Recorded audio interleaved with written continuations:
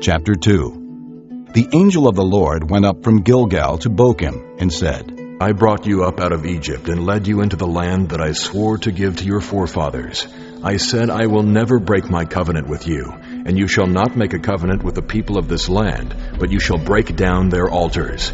Yet you have disobeyed me. Why have you done this? Now therefore I tell you that I will not drive them out before you. They will be thorns in your sides, and their gods will be a snare to you. When the angel of the Lord had spoken these things to all the Israelites, the people wept aloud, and they called that place Bochim. There they offered sacrifices to the Lord.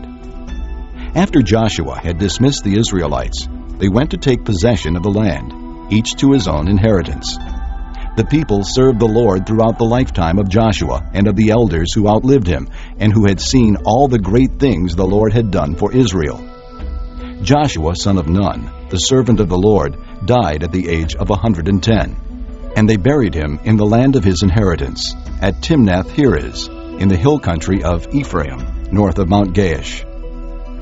After that whole generation had been gathered to their fathers, another generation grew up, who knew neither the Lord nor what he had done for Israel. Then the Israelites did evil in the eyes of the Lord, and served the Baals. They forsook the Lord, the God of their fathers, who had brought them out of Egypt. They followed and worshipped various gods of the peoples around them. They provoked the Lord to anger, because they forsook him and served Baal and the Ashtoreths. In his anger against Israel, the Lord handed them over to raiders, who plundered them. He sold them to their enemies all around, whom they were no longer able to resist. Whenever Israel went out to fight, the hand of the Lord was against them to defeat them, just as he had sworn to them. They were in great distress. Then the Lord raised up judges, who saved them out of the hands of these raiders. Yet they would not listen to their judges, but prostituted themselves to other gods and worshipped them. Unlike their fathers, they quickly turned from the way in which their fathers had walked, the way of obedience to the Lord's commands. Whenever the Lord raised up a judge for them, he was with the judge and saved them out of the hands of their enemies, as long as the judge lived. For the Lord had compassion on them as they groaned under those who oppressed and afflicted them. But when the judge died, the people returned to ways even more corrupt than those of their fathers, following other gods and serving and worshiping them.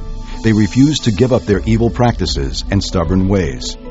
Therefore, the Lord was very angry with Israel and said, Because this nation has violated the covenant that I laid down for their forefathers, and has not listened to me, I will no longer drive out before them any of the nations Joshua left when he died. I will use them to test Israel, and see whether they will keep the way of the Lord, and walk in it as their forefathers did. The Lord had allowed those nations to remain.